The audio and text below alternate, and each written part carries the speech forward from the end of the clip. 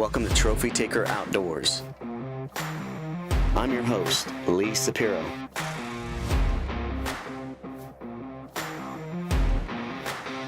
It's not just fishing.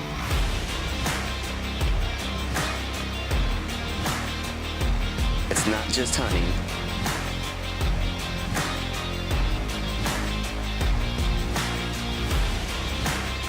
It's everything outdoors.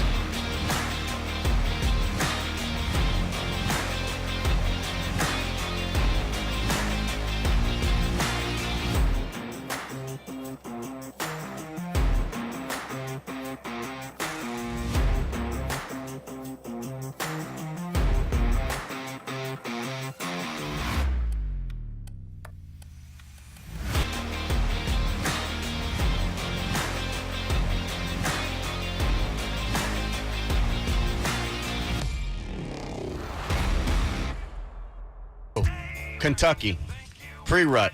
Georgia, pre-rut. And rut. Full blown. Full blown.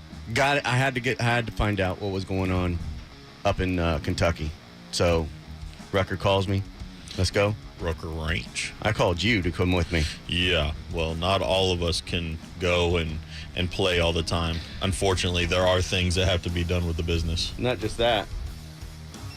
You had to take care of the trophy takers here in Florida, so I went up there because I was scouting out anyways. It was more of a scouting trip to go up there and check it out. That's how you always make it, though. It's a scouting trip, but I'm gonna hunt, and I'm just gonna stay a little while. Just got things down there. Yeah, I got it, bro. 1 Have or a 2 good time. days, get up there and get situated. The weather's kind of mild, nothing crazy, and did a little bit of filming as well. But honestly, nothing was really going on. Just your typical pattern of those deer walking through the woods, doing their feeding pattern. Saw some scrapes and some rubs, but nothing really crazy. And You think you were early? yeah, definitely early. So, but nothing. I did see towards the end of the end of that trip that big buck. Right. And I looked at the map and looked at the property, and I found the perfect bedding area for these. And I thought to myself, if I come back in a week, this would be the perfect opportunity. Typically, I don't like to get really close to a bedding area when I'm hunting, but this was a perfect opportunity because, number one, the area I was in.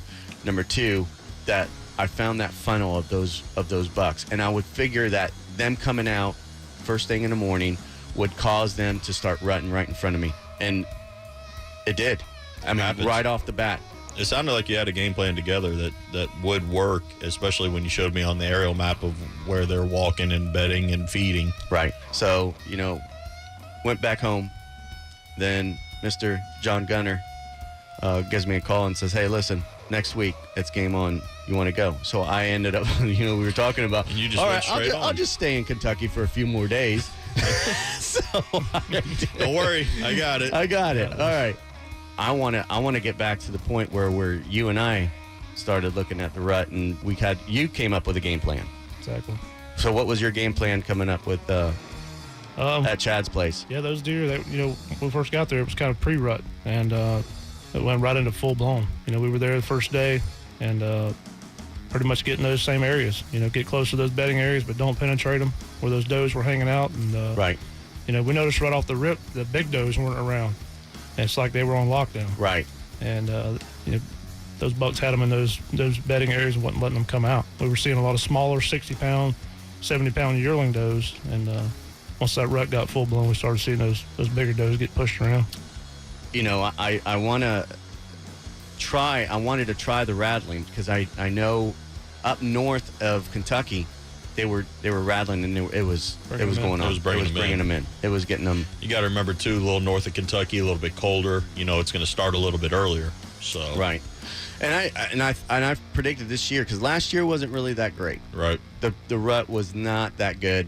This year, I figured with the weather, and we did get some cold snaps coming down, and I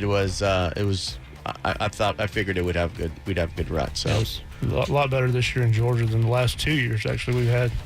And not just that, the rut here in Florida, is early, really early, like September, early. Actually, isn't it in July? Some places south it's July, September. How do you think those deer in South Florida are rutting? Deer in the other parts of the nation are still in velvet, still growing their horns. Yes. So it's, Right. just neat by the regions like that. So it was, and I'll tell you what. Another thing is when you're in Kentucky, get your gym card ready. Yeah. and get ready to go because Climbing those hills. oh man, those hills! I guarantee you, I lost 10 pounds. You put it back on when you got home, though. Real quick.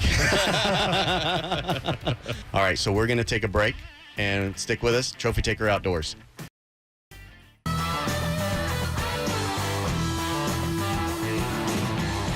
All right, we're back. Let's go back to Kentucky. So I'm there for a few days.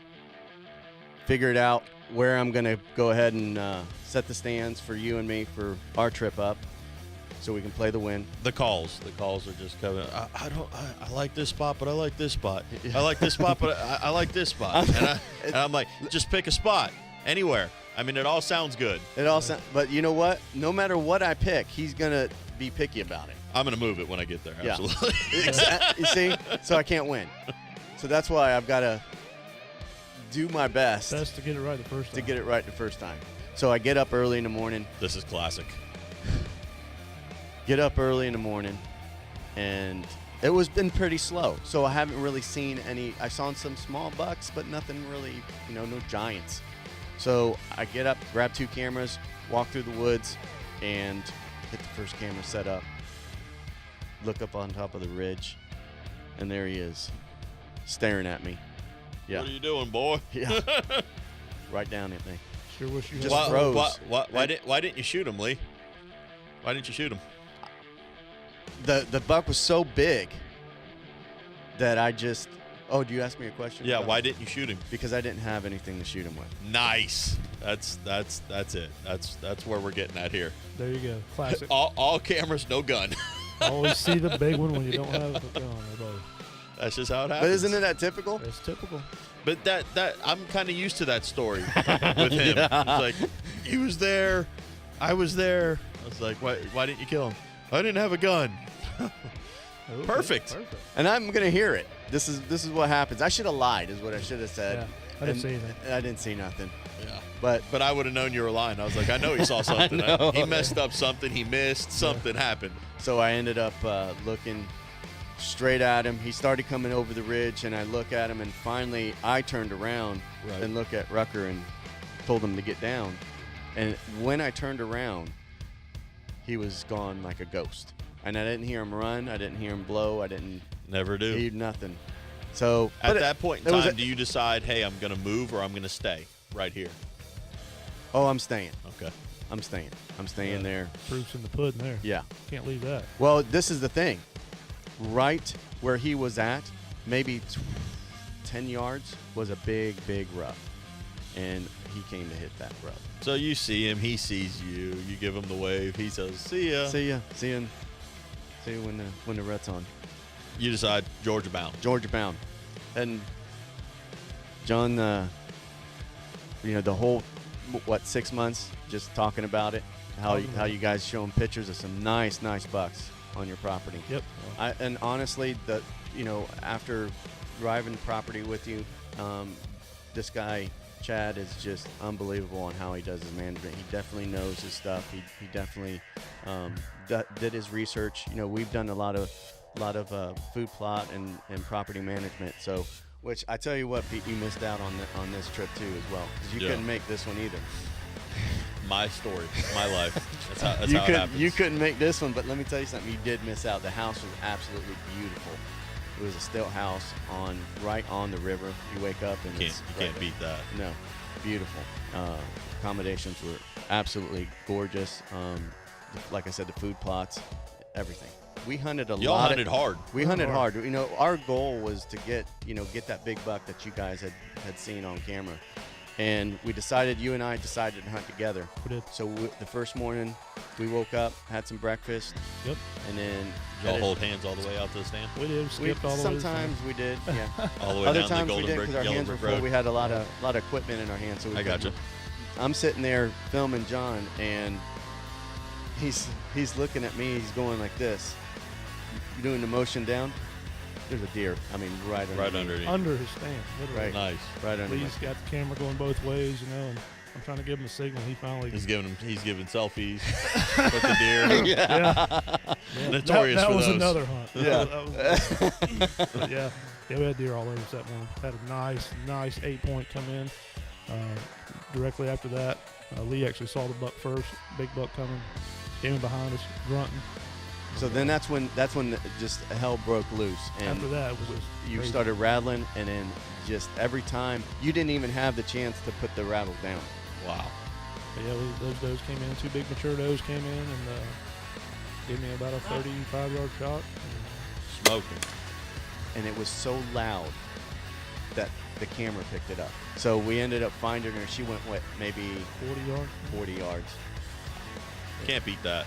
Yeah, it was my first crossbow kill and won't be my last. Yeah. So that's nice.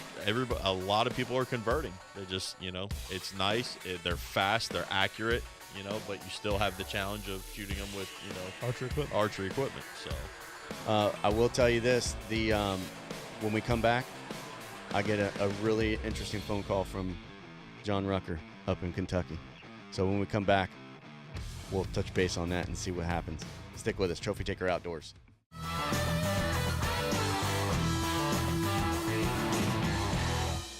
All right, we're back.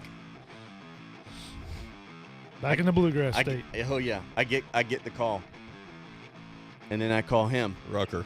I call him immediately. Let's go. Rucker just called me. We got to go to Kentucky. It is on fire. Hey Pete, did you go? Unfortunately, not. 3 times. Business. 3 times. What can I tell you? Man. My partner can't go. It's just how it works I'm out. beginning to think he don't like me. It's so convenient for him. He just leaves. It's just, Yeah. and I'm like, well, who's gonna do this? Oh, don't worry about it. I'm like, no, we have to worry about it. Yeah. Pack your bags. We're leaving in the morning. Must be nice. Yeah. No, it's not nice. Washing your own clothes, feeding yourself. It kind of Let's sucks. be honest. You didn't wash your clothes. I didn't wash my clothes. And you barely fed yourself. Yeah. I just hung up. McDonald's did a lot of the feeding. I hung my clothes outside. I'll be honest with you. These will be fresh by the morning. Yeah, a lot of scent killer on them Yeah. on them clothes. I get up there. I'm getting all my camera equipment set up. Get the my bow ready. Actually, I'm getting my bow ready. I don't even have anything. No arrow in. knock, nothing. Typical. I look to my right, and there is Mr. Ghost Buck. Looking at you. What are you gonna do, little man? Yeah, Third time. exactly. You got an arrow knocked? I don't think so. No, you don't. Here's a broadside. Look at that. Take a picture. Yeah, he did the old stance and everything. Leg forward and all. Tony, Nice. right there. So I would just At this point, I would have been like, this just isn't happening for me. I was very actually it was discouraging, but it wasn't, because now If you're seeing him, there's another one. This is Kentucky. and well, you're in this is the holler. thing. As soon as I saw him and he left, and again, I was very comfortable about the whole situation, because typically if they don't blow, or I don't see him run off, which he didn't. He walked off. Then I'm thinking, okay, he'll come back. Yeah.